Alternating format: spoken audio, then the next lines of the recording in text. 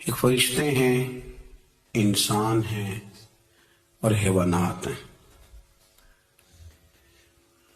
فرشتوں کے اندر اللہ تعالیٰ نے شعور رکھا ہے پر نفسانی خواہشات نہیں رکھی، اور جانوروں کے اندر نفسانی خواہشات رکھی ہیں پر عقل اور شعور نہیں رکھا۔ انسان کے اندر اللہ کریم نے خواہشات بھی رکھی ہیں اور شعور بھی رکھا ہے۔ اگر انسان جانوروں کی طرح عقل اور شعور سے کام نہ لے اور نفسانی خواہشات کے پیچھے بھاگے تو جانوروں سے بدتر ہو جاتا ہے، اور اگر وہ عقل و دانی سے، فہم و فراست سے کام لے، نفسانی خواہشات کو کچل کر اللہ اور اس کے پیارے رسول صلی اللہ علیہ وسلم کے احکامات پر عمل کرے تو فرشتوں سے افضل ہو جاتا ہے۔ انسان کے وجود میں اللہ نے جن چیزوں کی خواہش پیدا کی ہے، اللہ فرماتے ہیں ان کی خواہشیں پوری کرو، پر نفسانی خواہش کو اصولوں کی بنیاد پر پورا کرو۔ اس کا ایک اصول بناؤ۔ کھانا کھانے کو دل کر رہا ہے پر ایک اصول کے تحت ہی کھانا ہے نا۔ اگر بے اعتدالی سے کھایا جائے گا تو انسان بیمار ہو جائے گا۔ انسان نے سونا ہے لیکن اگر وہ ہر وقت سوئے گا تو پھر اصول خراب ہوں گے، پیچیدگی پیدا ہوگی، مشکلات اس کے لیے بڑھ جائیں گی، وہ خرابی اس کے لیے آئے گی بہت ساری۔ اصول کے تحت وہ سوئے۔ باتیں کرنی چاہیے، باتیں کرنے کا حکم دیا گیا ہے۔ نفسانی چیزوں سے بڑھ کر اصول پسندی آپ کو مضبوط کرے گی، مستحکم کرے گی۔ دیکھیں نا، شریعت، دین، ہمارا دین درمیانہ دین ہے، وسطی امت ہے، ہمیں امت وسط بنایا گیا۔ مرید سے نذرانہ قبول کر لینا یہ سنت ہے، لیکن اس سے لالچ کرنا حرام ہے۔ اس سے کوئی چیز قبول کر لی یہ سنت ہے۔ سرکار بھی قبول کر لیتے تھے لیکن لالچ کرنا۔ اب یہاں اصول پسندی ہے، یہ اصول پسندی ہے کہ آپ اس میں فرق کر کے رکھیں کہ سنت کیا ہے اور لالچ بات ایک ہی ہے، لیکن کبھی وہ سنت ہے اور کبھی وہ۔ اب اس میں آپ نے اصول پہ قائم رہنا ہے، اصول پہ۔ میرے رسول کریم صلی اللہ علیہ وسلم پر اللہ کریم نے قرآن مجید نازل فرمایا تو سورہ صاد کے اندر ارشاد فرمایا وَلَا تَتَّبِعِ الْهَوَىٰ، خواہشوں کے پیچھے نہ چلنا۔ ذرا قرآن مجید کی ترتیب دیکھیے۔ خواہشات کے پیچھے فرمایا فَيُضِلَّكَ عَنْ سَبِيلِ اللَّهِ، ورنہ یہ تمہیں اللہ کے رستے سے بہکا دیں گی۔ بہک جاؤ گے، خواہشوں کے پیچھے چلو گے، یہ تمہیں اللہ کے رستے سے تم بہک جاؤ گے۔ اگر تم اندر کی بات مانو گے، زبان کے چسکے کی بات مانو گے، بہت اعلیٰ کھانے کی بات مانو گے، پینے کی بات مانو گے تو اللہ کے رستے سے بہک جاؤ گے۔ فرمایا ان الذین یضلون عن سبیل اللہ، بے شک وہ لوگ جو اللہ کے رستے سے بہک گئے۔ پہلے فرمایا بہکاتا کون ہے؟ نفس، تمہاری خواہشات تمہیں بہکاتی ہیں، اور فرمایا بے شک پھر جو لوگ بہک گئے لہم عذاب شدید بما نسوا یوم الحساب، فرمایا پھر ان کے لیے شدید عذاب ہے اس لیے کہ انہوں نے آخرت کے دن کو بھلا دیا ہے۔ اب اس آیت کا مفہوم ذرا سمجھیے۔ فرمایا خواہشوں کے پیچھے نہ چلنا تمہیں اللہ کے راستے سے بہکا دیں گی، اور فرمایا بے شک ان کے لیے سخت عذاب ہے جو اللہ کے راستے سے بہک گئے۔ اور کیوں سخت عذاب ہے؟ اس لیے کہ انہوں نے آخرت کے دن کو بھلا دیا۔ تو آخرت کا دن بھلا دیا، پیچھے کا خواہشوں کے پیچھے نہ چلنا تمہیں اللہ کا راستہ بھلا دیں گی۔ مفہوم آیت یہ ہوا، قرآن نے ہمیں ارشاد یہ فرمایا کہ خواہشات نفس کے پیچھے چلو گے آخرت کو بھول جاؤ۔ تمہارے ذہن میں یہ بات نہیں رہے گی کہ میں نے مرنا بھی ہے. پھر لوگ معاذ اللہ ثم معاذ اللہ یہ کہیں گے کہ بھائی یہاں جینے دو نا، پھر آگے جائیں گے تو دیکھی جائے گی. لوگ بھول گئے مرنے کو. ہماری ساری جدوجہد زندہ رہنے کے لیے ہے، ساری 60-70 سال کے لیے سارا کچھ ہے. آپ دیکھ لیں، ٹٹول لیں کسی بندے کو، صرف جتنی محنت کر رہا ہے وہ جینے کے لیے کر رہا ہے. رب کریم کے بندے جتنی محنت کرتے تھے مرنے کے لیے کرتے تھے، وہ مرنے کے لیے کوشش کرتے تھے کہ مر جانا. اس کے لیے جدوجہد، ہم جتنی جدوجہد کر رہے ہیں ساری جینے کے لیے، جینے کے لیے. میرے رسول کریم صلی اللہ تعالی علیہ وسلم کا ایک فرمان ہے مسند امام احمد بن حنبل میں، اور بڑا نرالا، بڑا انوکھا اور بڑا معنی خیز ہے. حضور سید عالم صلی اللہ تعالی علیہ وسلم نے فرمایا بڑا بیوقوف ہے وہ شخص. ذرا ترتیب دیکھیے، حضور کی زبان سے نکلے ہوئے حکمت کے موتی. مسند امام احمد بن حنبل فرمایا وہ بڑا بیوقوف بندہ ہے جو چلتا اپنی خواہشات نفس کے پیچھے ہے اور امید یہ رکھتا ہے کہ رب مجھے آخرت میں انعام عطا کرے گا. چلتا کس کے پیچھے؟ خواہش کے پیچھے.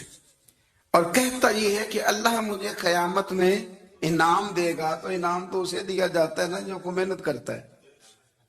دیکھیں نا، جس کا منہ پنڈی کی طرف ہے تو پنڈی وہ پہنچے گا کہ وہ جس کا منہ پنڈی کی طرف ہے وہ لاہور پہنچ جائے گا. منہ پنڈی کی طرف کرنا اور خواہش لاہور کی رکھنا، منہ کر لینا لاہور کی طرف اور خواہش پنڈی کے رکھنا، تو میاں یہ تو نہیں نہ ہوگا. پیچھے تو تلے خواہشات نفسانیہ کے ہمارے ہاں نا بہت بڑا رٹا ہے. آپ یقین کریں، میں اکثر کہتا ہوں، میں یہ کہا کرتا ہوں کہ ہمیں نا اپنی مرضی کا سارا کچھ چاہیے.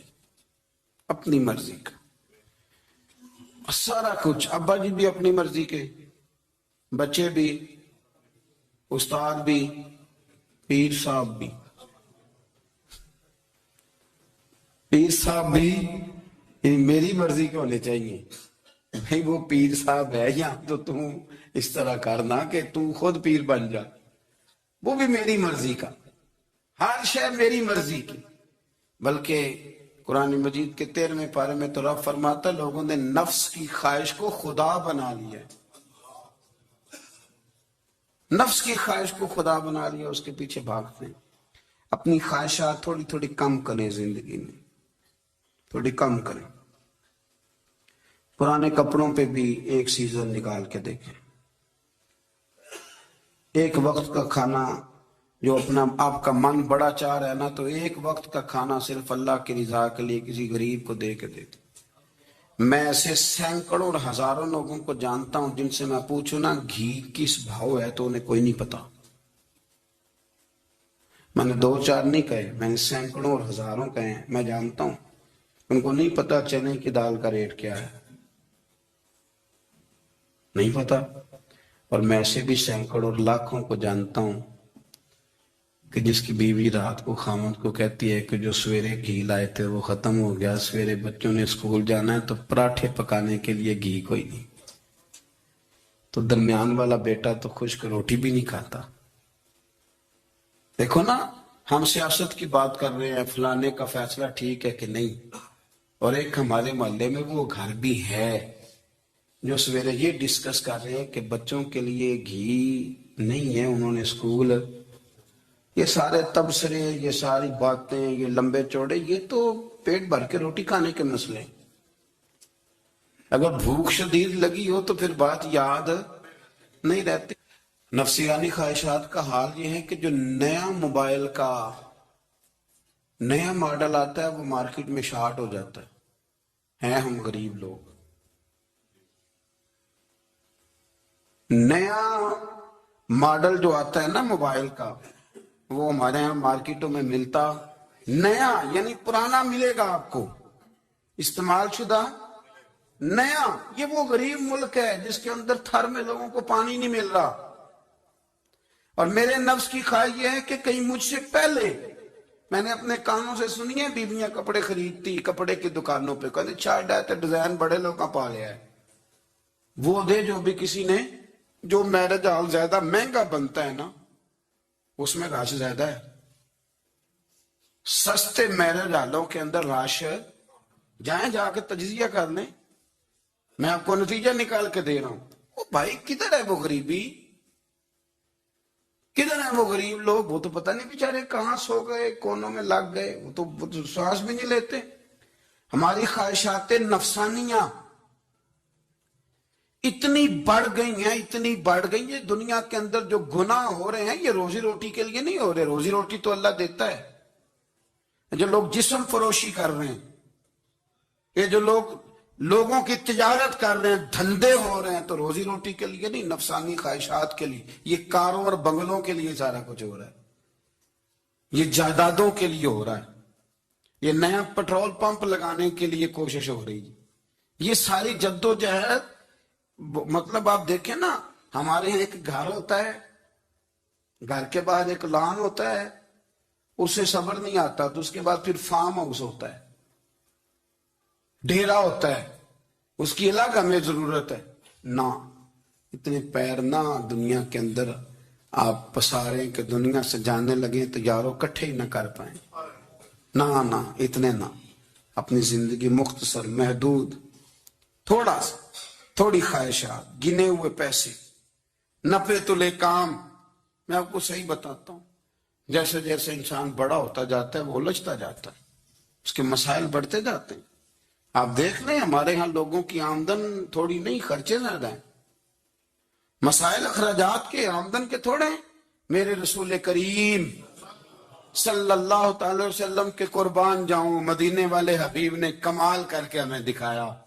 حضور سید عالم علیہ السلام نے فرمایا میں تو بھوک لگنے پہ روٹی کھاتا ہوں، میں تو بھوک پوری لگ جائے تو کھاتا ہوں. اور فرمایا پوری بھوک مٹتی نہیں تو میں ہاتھ کھینچ بھی لیتا ہوں، میں شکم سیری نہیں کرتا. بھوک، ہم تو ٹائم دے کے روٹی کھاتے ہیں. یہ نہیں کہتے بھوک لگی، کہتے 7 بج گئے، ناشتے کا ٹائم ہو گیا، اب 2 بج گئے، اب دوپہر کے کھانے کا یعنی ٹائم ہو جاتا ہے، بھوک لگے نہ لگے. اب مغرب ہو گئی تو شام کے کھانے کا.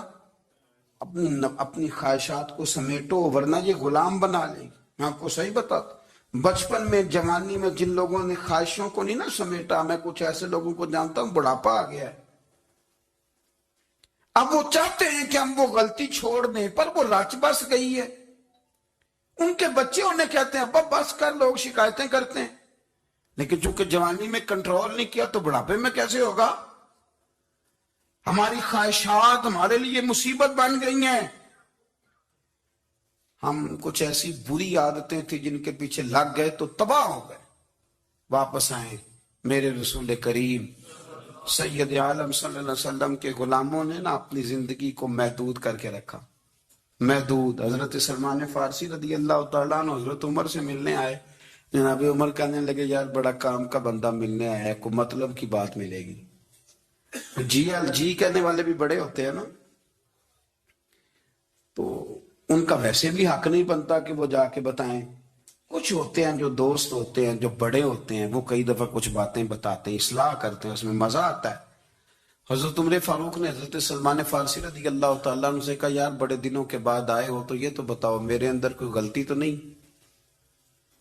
میں حکومت کر رہا ہوں، لوگ سارے عدل انصاف کی باتیں بتا رہے ہیں، میرے تقوی کی باتیں سنا رہے ہیں، کوئی غلطی؟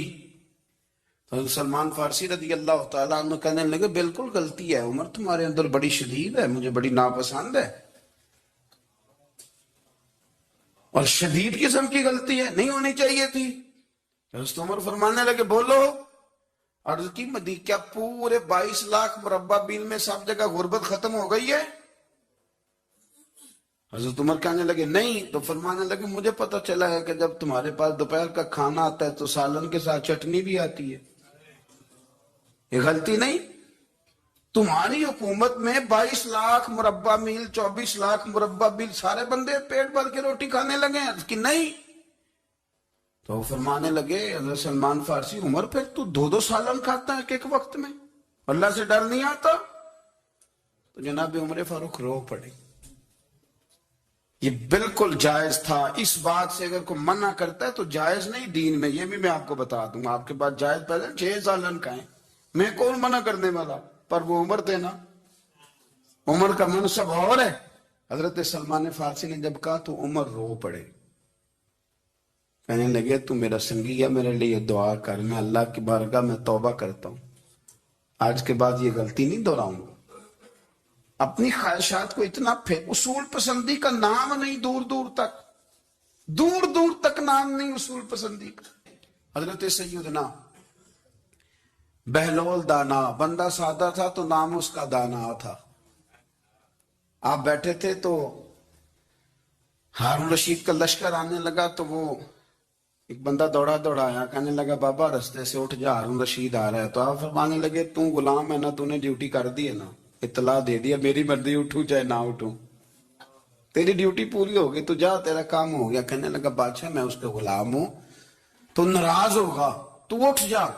تو بادشاہ کہنے لگا تو اس کا غلام ہے تو وہ میرے غلام کا غلام ہے، اور اگر تجھے زیادہ دقت ہو تو اسے جا کے بتا دینا، بے شک میں کوئی ڈرتا نہیں اس سے. ہارون رشید کو جا کے بتایا کہ وہ سادہ سا بابا ہے، تو وہ کہتا ہے کہ ہارون رشید میرے غلام کا غلام ہے. تو ہارون رشید بھی ناراض ہوا، کہنے لگا پتہ کر لیتے. جا کے پوچھا یہ تم نے کیا کہا، غلام کے غلام؟ تو آپ فرمانے لگے بادشاہ سچ بتا تو اپنے نفس کا غلام نہیں، تو نفسانی خواہشات کا بتا تو غلام نہیں، تو دوسرے بادشاہ کا جس طرح کا تخت اور تاج دیکھتا ہے اس طرح کا بنوا کے رکھ نہیں لیتا، تو غلام ہے کہ نہیں نفس کا؟ بادشاہ چپ کر گیا. فرمانے لگے تو نفس کا غلام ہے اور نفس میرا غلام ہے، اور میری مرضی پہ چلتا ہے، تو اب بول تو غلام کا غلام ہے کہ نہیں؟ تو ہارون رشید کہنے لگے حضرت بہلول دانا سے میں نے کئی دفعہ ارادہ کیا ہے کہ آپ سے نہ ملوں، پر آ ہی جاتا ہوں، پر فتح ہر دفعہ آپ کی ہو جاتی ہے، کامیابیاں آپ کو ہی ملتی. دوست تھوڑا نہ کہیں رکیں، کوئی ایک آدھ خواہش، کوئی ایک آدھ پروگرام. ہماری خواہشات بڑی لمبی چوڑی، خواہشات کے ساتھ ہی ہم دوستی کرتے ہیں، خواہشات کے ساتھ ہی ہم رشتہ داری کرتے ہیں، خواہشات کے ساتھ ہی ہم شادی کرتے ہیں، سارا کچھ خواہشات کے ساتھ. سیاسی شادیاں، وہاں شادی کریں گے تو اتنا مال آئے گا، اتنا کچھ جائے گا، خواہشات کے ساتھ. رشتہ داری خواہشات، غریب رشتہ دار سے دوستی نہیں، خواہش نہیں پوری کر سکتا، امیر سے. ہر شے خواہشات کے لیبل کے اندر بندھی ہوئی.